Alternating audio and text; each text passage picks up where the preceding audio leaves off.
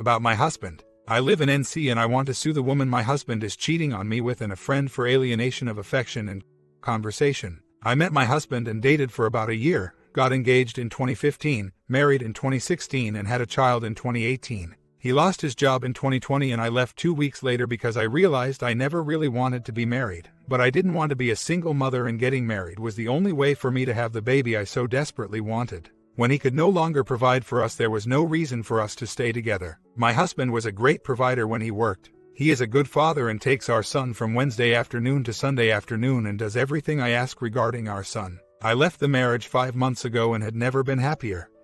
But he met another woman through a friend of his. She became my friend as well.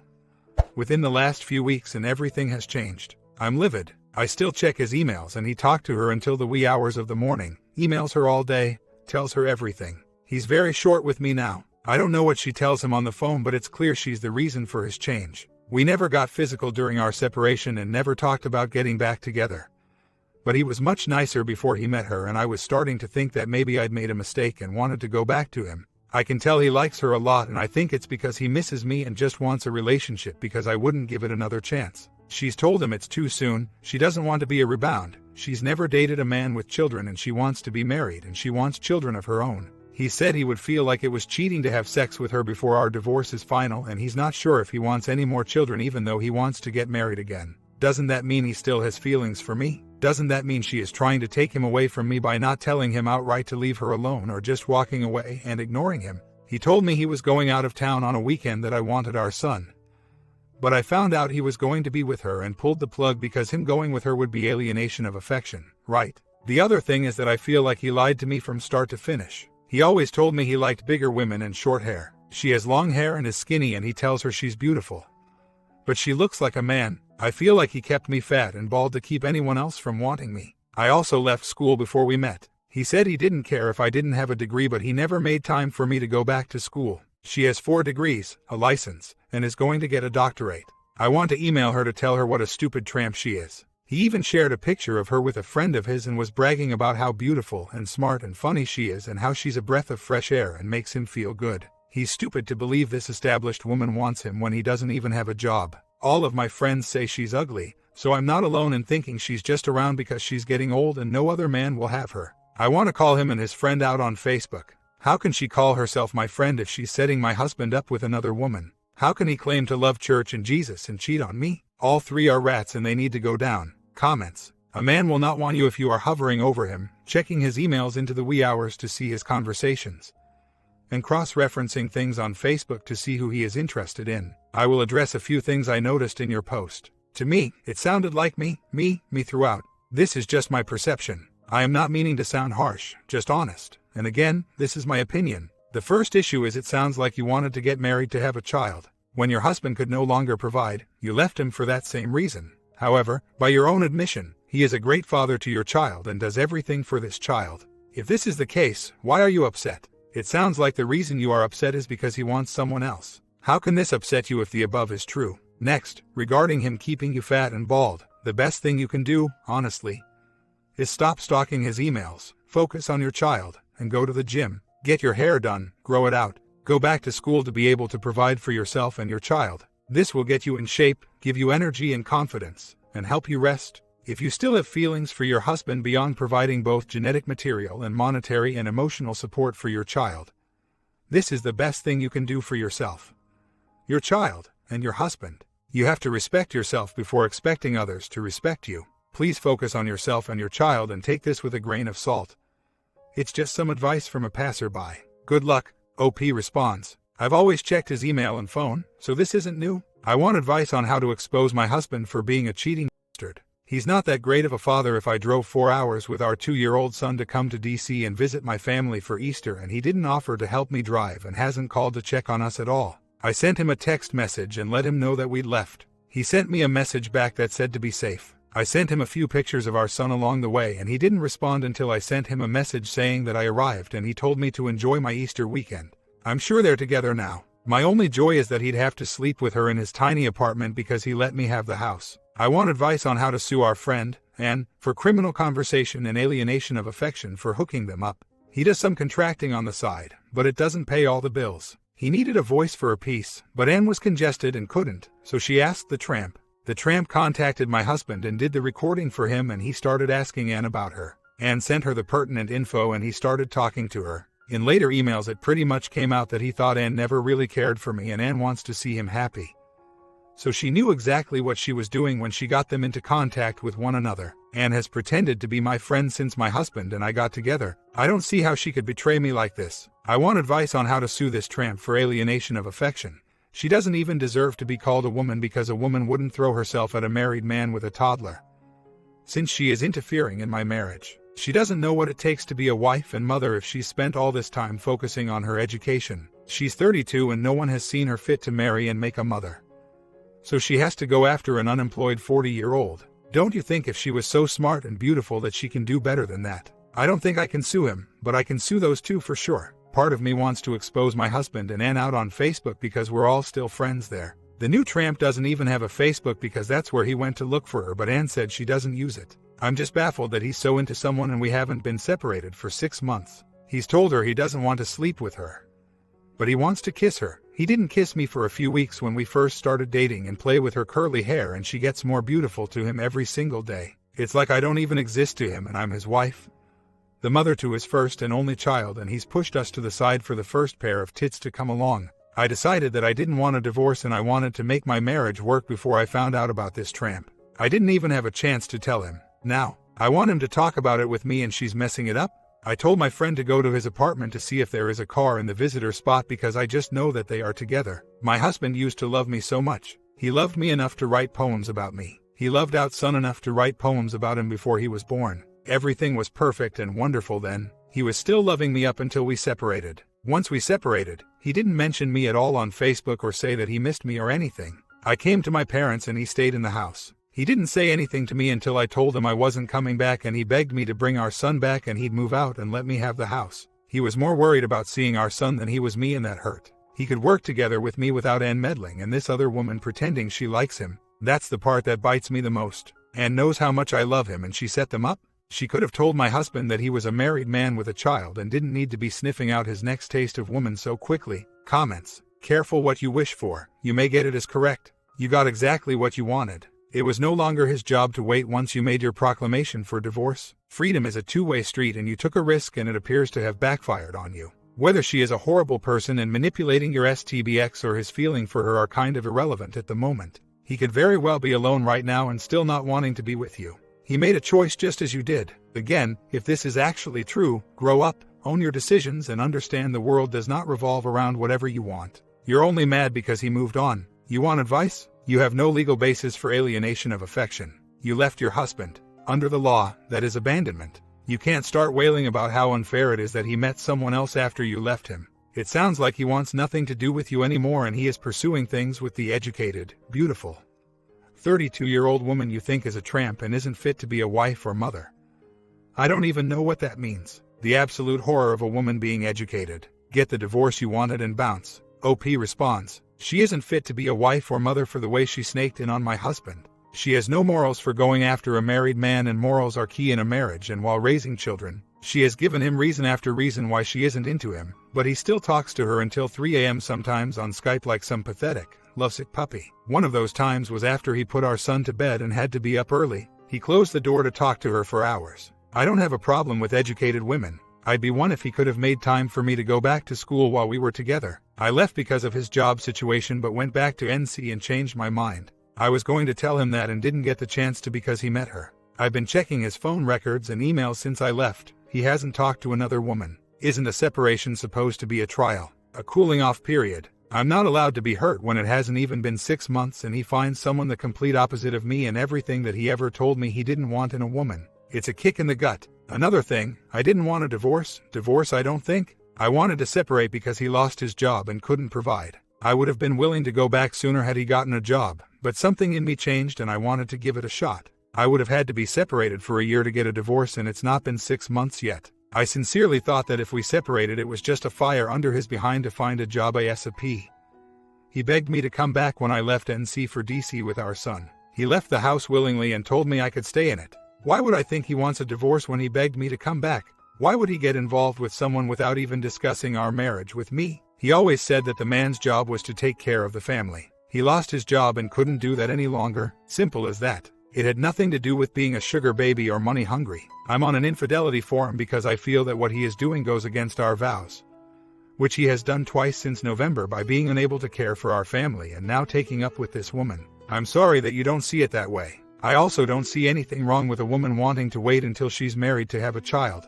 I guess it would have been better if I'd gone to a club with my tits hanging out and secured a baby through a one-night stand. And I'm crazy, okay? I didn't come here to be insulted and treated like I just sat around waiting on a man to take care of me. I'm 34 and I've worked since I was 16. He is the one who wanted to do everything God's way, and that is what attracted me to him. He wasn't all about physical, and stringing me along. Since taking up with this woman, he hasn't been to church a single time. So much for God when there's some new tale in the picture. Thanks to all who offered tips on what to do to get my husband back. May God bless you. I have a lot to work on when I get back to NC. Comments. You took a gamble and you may have lost. Do you know what a blow it is for any man to lose his job and not be able to provide for his family? Happens all the time, but most wives don't kick their husbands out. They support them through it. Marriage vows, after all, say, for better, for worse. Or was he sitting around the house and not looking for work? But in your post, you said you didn't want to be married in the first place, and also said you were never happier after 5 months of separation. Whatever, it's simple.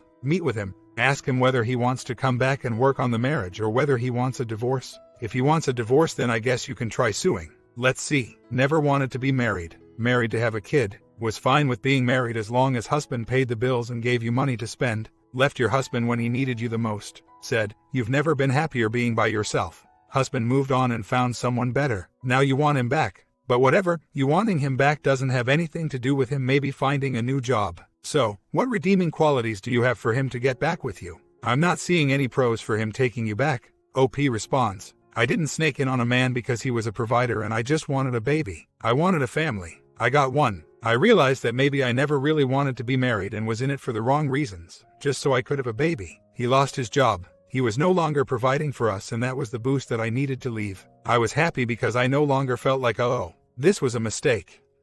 That happy feeling started to go away and I started to think that maybe I should work my marriage out. Around the same time that my feelings started to change is when I saw that he had met this woman. He is still not working. Me wanting him back has nothing to do with him procuring a job. He still does stuff for our son. He takes him Wednesday afternoon to Sunday evening. He picks him up from daycare Monday and Tuesday afternoon. He writes on the side. Normally, he had me or Ann do voice work for him. Ann claimed she was congested and couldn't do it, but she'd ask her friend. This was all via email. Clearly, he wasn't asking me. The woman read the script for him and sent him the work. He claimed he loved her voice and started asking Ann about her. Ann, knowing that he is married, gave him the woman's information. My husband started emailing the woman. The first was thanking her for helping him. The rest was fluff. He asked Ann about her again and she sent a photo.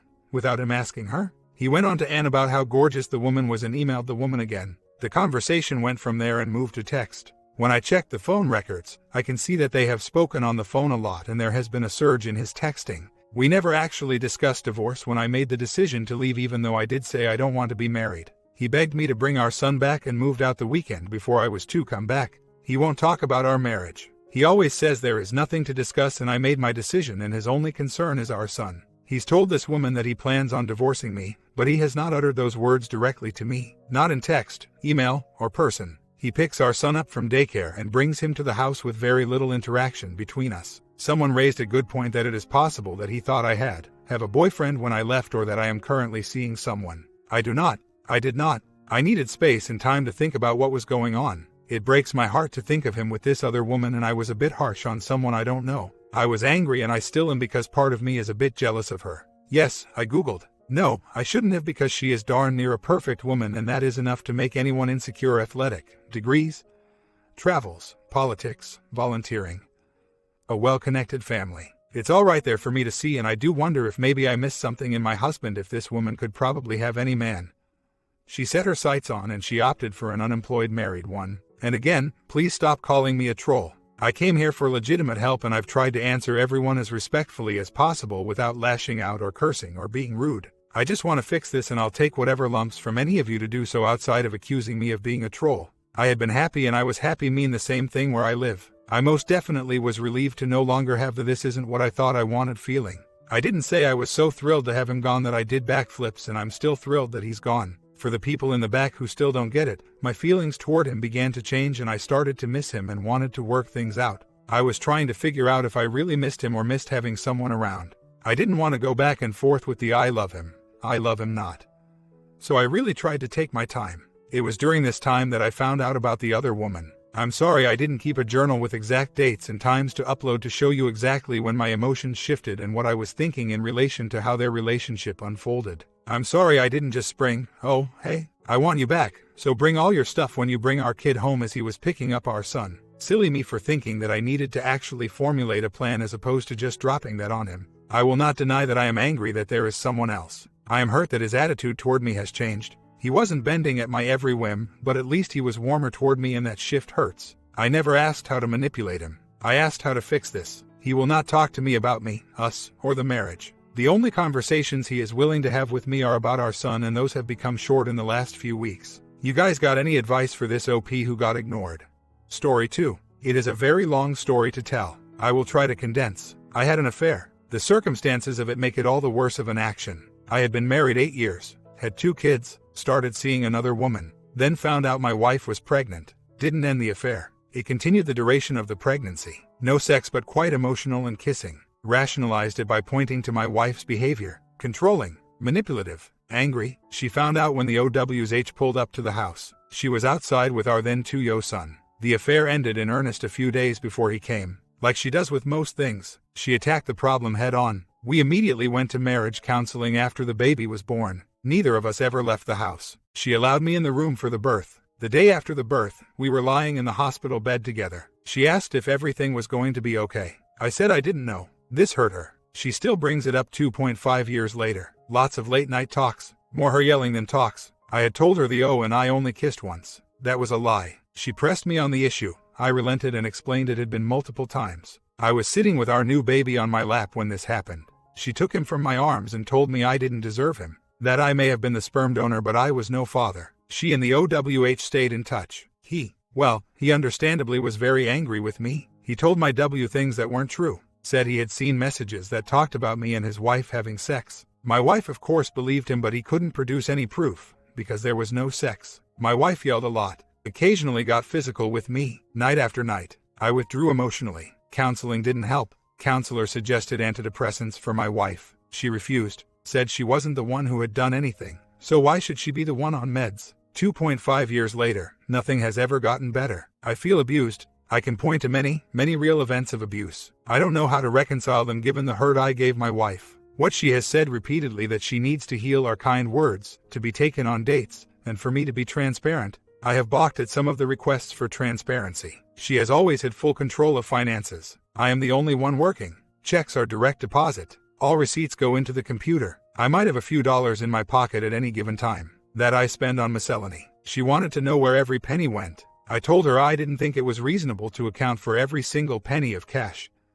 We are talking 0.85 for a soda, strike 34 of 1,000. She wanted me to track the mileage on my car. I felt controlled. I no longer went anywhere but work and home. She wrote down my mileage at some point and 10 days later checked it again and felt like I had gone 100 miles further than I should. I couldn't explain where that was driven. Strike 57, all the while every night is up until 2 a.m. listening to the same recording of how I the devil am who destroyed her. K, her husband, abandoned her and her children, never spent the night out of the house, but whatever. She's yelling and crying. I'm apologizing and being brushed off, okay? She can do what she wants. I just don't understand the thinking. The first Christmas after, 8 months after, she throws our wedding portrait out the back window. Second story, in front of the kids, starts telling them about the affair. All hell breaks loose. It already had, but they didn't know why. All this time, she had been breaking stuff, throwing stuff at me, yelling, Feb. I moved to a different bedroom at her insistence. She burns our marriage certificate in front of me and the kids, later makes an art project out of it, framing a picture of the OW she had printed off of FB. All this time, when she breaks down, she starts X herself, starts talking that she wishes she were gone, qualifying that she would never do that, has bruised herself repeatedly on the thighs and chest, even forehead from X the floor. As recently as a month ago, X me full across the face, slapped the phone from my hand when I went to call caps. She is full out control now, has been for at least 2 of the last 2.5 years. We tried a second counselor. He said she had borderline personality, tried to refer her to another therapist for herself. She refused and stopped seeing him. 2 Labor Days ago, not the same as the one above, she attacked me, ripped up the house, scared the life out of the kids, chased me around spitting at me. I had kept going to the counselor. Went back after that incident. He suggested a restraining order. I went to a lawyer. He sent me to the courthouse. I got the papers, started filling them out, called her, explained what was going on. She broke down. I asked if she could promise she would stop being physical and stop screaming all the time and get help. I think she would have agreed to anything. She did agree. She has since reverted 100% back to where she was. And now she resents that I was willing to fill out the paperwork and call her to talk about it when she was sitting waiting to get the kids from school. Sitting in her car near 100 other moms. There have literally been 1,000 things go bad in the last 2.5 years. She says, every day you don't choose me is another rejection. On one hand, I understand that. On the other, every day I tell her I love her. Every day, I do things specifically because I think they are what she would want. Every day. Now, I do struggle with the kind words. She was, even before the affair, a very angry person in very big ways. Mean, very controlling. Part, if not a lot, of that was our relationship. She is obsessively clean. I am chronically messy. She is always going. I like to be still. She is super organized. I fly by the seat of my pants. But somehow before the affair, I always managed to make her feel loved. Now it seems that everything I do to be loving is either tied to the affair for her, or not thoughtful enough. It is always more. She is 100% in control but 98% disengaged except to express her hurt and anger. I want to work it out. She doesn't want to share custody but each day elaborates on how she hates me. Yet in her more rational moments, I hear in her words that she wants me to fix it. A few keys there. She wants it to be fixed. She wants me to do it pretty much by myself. She is no longer open to counseling. Refuses it. 3.5 weeks ago, she woke me up. I had been sleeping on a mattress in the living room since Labor Day and said she couldn't do it anymore. She wanted me out. This was not the first request of this. She had asked repeatedly for me to leave. We are financially strapped. There is no way to pay the mortgage and pay for a place to stay. Further, she refuses to let me spend reasonable time with the kids if I am not in the house. So, I say if she can agree to a reasonable custody schedule, I will move out. Figure out the money somehow. She says, you can see them every other weekend. But even that is too generous if you ask me. I refuse that. Come home that night. She is in the same frame of mind. I hold firm. She packs up the kids and takes them to her parents with her for the night. The kids recognize who gets angry and who remains calm. They side with the person who gets angry so the anger doesn't get directed at them. They all went with her, all 4, including her daughter from a previous marriage. Next morning, she comes back, asks me to reconsider moving out so the kids can have the house. I tell her everyone is welcome. I tell her if she will engage with me in working on the marriage, maybe we can work through the things that are still causing her pain. She says everything to do with me is now pain. I say if she wants to write down any kind of plan, like this is just temporary to try to improve the relationship so it doesn't appear I am abandoning my family, I would do it. She says no, tells me if there is any hope for the relationship at all, I have to move out. So, I have been at her parents' now for 3.5 weeks, seen the kids very little, tried to talk many times. It always deteriorates into the same you hurt me, you suck, I don't think you are honest. You don't do anything to make it right. You aren't remorseful. I know I am at fault for the affair. I know I am not at fault for her abuse. I am remorseful for the affair. I frankly don't know how to engage her at all. I have to look to our past or her relationships with others to construct truly kind words. I am not asking anyone to tell me you need to let it go. So many people have said that already. What I want to know is, what can I do to right the relationship? And I have been going to counseling. Continued with the second that she quit until right after the near restraining order incident. She insisted I not see him anymore because he was giving bad advice. I don't know that his advice was bad in that regard, but whatever, I stopped. With a new counselor now. His suggestion, when I told him I was going to stay with the in-laws, was to give it a few days and then present her with 3 options. Marriage counseling, leading to R. Mediatory, possibly leading to divorce, or R. Lawyer up, divorce. She has refused counseling a couple times since then. She perceives mediation as a con to get her to agree to something a lawyer would not suggest she agree to. Obviously, I can do the lawyer on my own, but I have not been willing to do that while I am living out of the home.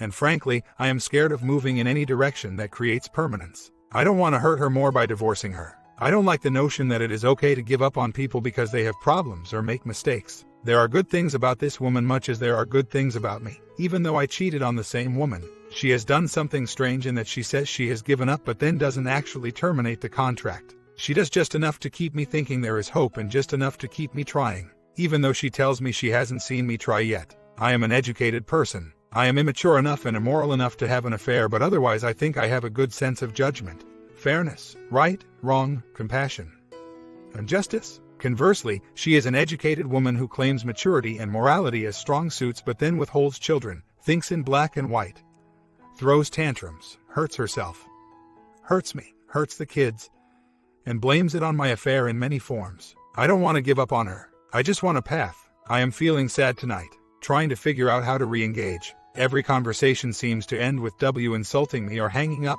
She cleaned up the basement today, with the kids. I am still not in the house. She had thrown my clothes out in the snow New Year's Eve. When I came to pick up essential toiletries on New Year's Day, I spread the wet clothes out so they could dry.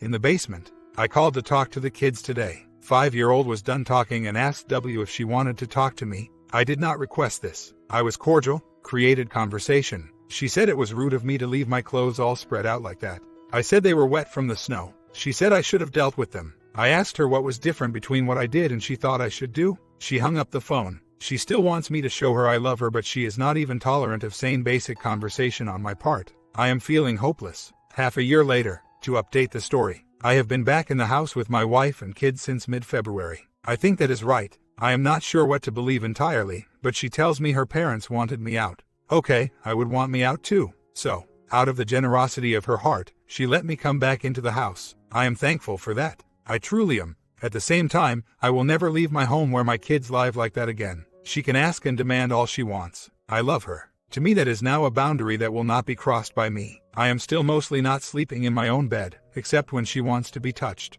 and then sometimes being asked to sleep elsewhere after. That happens for a few days every 6 weeks or so, followed by a major blow-up.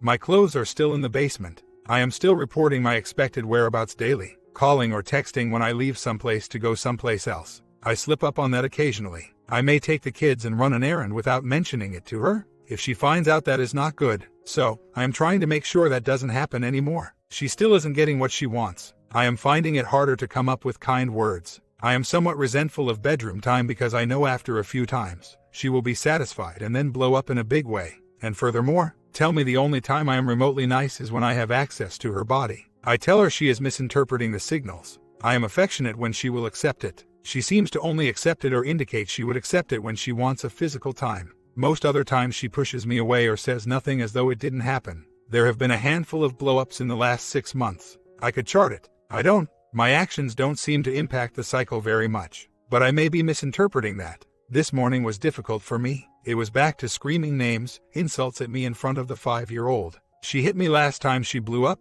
Today she added something different. Instead of hitting, she just did this aggressive posturing and exaggerated hand movements. I in my face, like someone trying to pick a fight. To intimidate. She made me think she was going to hit me a few times. Tells me she hates me. Tells me to leave. Says I am lifeless. She needs passion. I tell her I am shell-shocked, that all the yelling puts me in shock and I can't even think. The demands are the same, but I seem incapable of meeting them. Kind words, to feel chosen, affection, and now passion. I don't know how to do it. I want to do it. I want her to feel loved. I want her to know I am sorry. My sorry sound less remorseful in the middle of her yelling. I resent the treatment. I don't know if I should or not. I see how I have responsibility. I just think she is responsible for her own behavior, and her behavior is what I resent. It is all quite confusing for me. Another half a year later. It has been a while. Yesterday was a kind of good day. Wife was going to look at new couches and called to ask if I would come too. I realize she sees this as reaching out. She has not erupted in a couple weeks and has been civil for that long.